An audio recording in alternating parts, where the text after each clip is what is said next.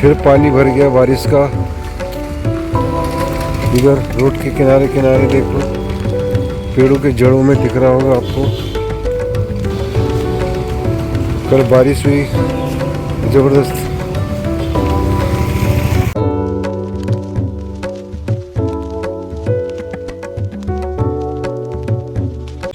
कल की बारिश से फिर पार्क में पानी भर गया, पूरा लबालब हो गया पार्क। ये देखो पूरा पानी भरा हुआ है इसमें, साइडों में, बीच में नहीं है पर साइडों में पूरा पानी भरा हुआ है। नमस्कार दोस्तों, एक बार फिर स्वागत है आपका इस खूबसूरत पार्क से एक नए ब्लॉग में। आप मेरे ब्लॉग में बने रहें। सामने कबूतर,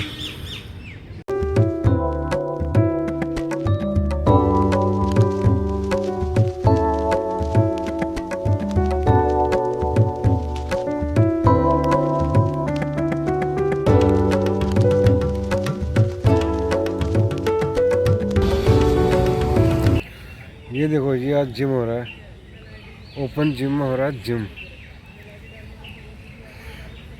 कोशिश कर रहा हूँ। आज अभी धूप खिली हुई है पर बादल भी है आसमान में।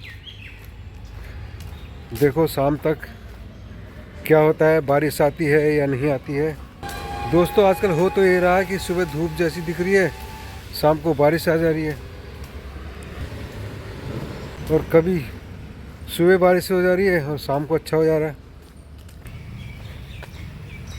पीएम ने एससीओ समिट में क्या कहा वो भी मैं आपको डाल रहा हूँ इस वीडियो में। आप जरूर देखें। पीएम नरेंद्र मोदी, हमारे देश के प्रधानमंत्री। अब ये देखना होगा कि भारत सशक्त बनता है या चीन सशक्त बनता है। यूएस से तो संबंध खराब चल रहे हैं, चाइना की तरफ हाथ बढ़ाया है। अब देखो क्या होता है। आपको क्या लगता है दोस्तों, बताइए कमेंट करके। क्या चाइना के साथ हमारी दोस्ती रहेगी आने वाले समय में या नहीं रहेगी? खैर रशिया तो हमारा मित्र रहा है पहले से ही, भाई चाइना का कोई भरोसा नहीं कर सकते वैसे। यूएस की तरह उसके भी हाल हैं। गलवान तो आपने पिछले दिनों देखा ही होगा, हमारे सेना के साथ क्या करा था चाइना के सैनिकों ने। ऐसा तो नहीं कि हम पूरी तरह चाइना पर निर्भर हो जाएं, क्योंकि हमारा 100% आयात है, 50% निर्यात है चाइना के साथ। चाइना की तरफ हाथ बढ़ाने से क्या यूएस राष्ट्रपति डोनाल्ड ट्रंप झुकेंगे या और ज़्यादा आक्रामक होंगे? ट्रंप सरकार ने 25% का टैरिफ को 50% कर दिया है। भारत का कपड़ा उद्योग पर बुरा असर पड़ेगा इस चीज़ का। ज़्यादातर रशिया का साथ हाथ बढ़ाना बात तो समझ में आती है, पर चाइना के साथ हाथ बढ़ाना ये समझ में नहीं आ रहा है। पहले चाइना के साथ हाथ बढ़ाया था एक बार चीनी, इंडिया भाई भाई था, नारा भी लगा था। उसके बाद चाइना ने क्या करा आप जानते ही हो। अभी दिन के 3 बजे हैं, देखो बारिश होगी। फिर सुबह कहा था मैंने बारिश हो सकती, फिर बारिश हो गई है। अभी 3 ही बजे हैं शाम के।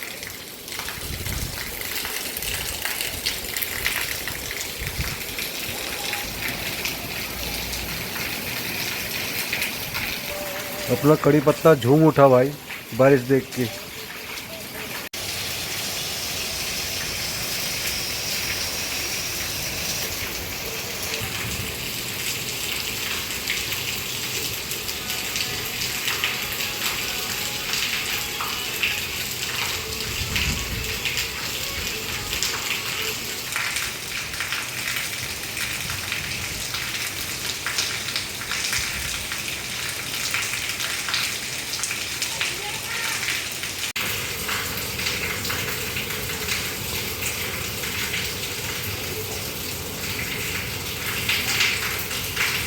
पढ़ाई करके ये बारिश देखो कितनी बारिश होगी। है ना, बारिश हो गई है। देखो सुबह लग रहा था कि बारिश नहीं होगी, थोड़ी देर पहले धूप आ गई थी तेज में। थोड़ी देर पहले धूप आई थी, फिर बारिश हो गई। प्रधानमंत्री नरेंद्र मोदी ने सोमवार को चीन के तियानजिन में शंघाई सहयोग संगठन एससीओ के राष्ट्राध्यक्षों की शिखर बैठक को संबोधित करते हुए पूछा कि क्या कुछ देशों द्वारा आतंकवाद का खुला समर्थन स्वीकार्य है। चीनी राष्ट्रपति शी जिनपिंग की अध्यक्षता में आयोजित बैठक को संबोधित करते हुए श्री मोदी ने कहा कि एससीओ में एस का अर्थ सुरक्षा भी होना चाहिए, और उन्होंने 22 अप्रैल को पहलगाम में हुए आतंकवादी हमले का भी जिक्र किया, जिसमें 26 नागरिक मारे गए थे। उन्होंने कहा कि भारत पिछले 4 दशकों से निर्मम आतंकवाद का दंश झेल रहा है और पहलगाम में इसका घिनौना चेहरा देख चुका है। उन्होंने कहा, हमें स्पष्ट रूप से और सर्वसम्मति से कहना होगा कि आतंकवाद पर कोई भी दोहरा मापदंड स्वीकार्य नहीं होगा। हमें आतंकवाद के सभी रूपों और रूपों का मिलकर विरोध करना चाहिए। यह मानवता के प्रति हमारा कर्तव्य है। आतंकवाद सिर्फ प्रधानमंत्री नरेंद्र मोदी सोमवार को तियानजिन में एससीओ शिखर सम्मेलन में राष्ट्राध्यक्षों को संबोधित करते हुए, यह किसी देश की सुरक्षा के लिए एक चुनौती तो है ही, साथ ही पूरी मानवता के लिए एक साझा चुनौती भी है। प्रधानमंत्री ने आतंकवाद के वित्तपोषण और कट्टरपंथ के खिलाफ समन्वित कार्रवाई की आवश्यकता पर जोर दिया और पहलगाम आतंकवादी हमले के बाद सदस्य देशों की मजबूत एकजुटता के लिए उनका आभार व्यक्त किया। श्री मोदी ने ईरान में चाबहार बंदरगाह और अंतर्राष्ट्रीय उत्तर दक्षिण गलियारे जैसी पहलों सहित कनेक्टिविटी परियोजनाओं और अवसरों पर प्रकाश डाला। उन्होंने कहा कि इनके माध्यम से अफगानिस्तान और मध्य एशिया के साथ कनेक्टिविटी को बेहतर बनाया जा सकता है। उन्होंने समूह के सुधारोन्मुखी एजेंडे के प्रति समर्थन व्यक्त किया। इस संबंध में उन्होंने संगठित अपराध, मादक पदार्थों की तस्करी और साइबर सुरक्षा से निपटने के लिए केंद्रों की स्थापना का स्वागत किया।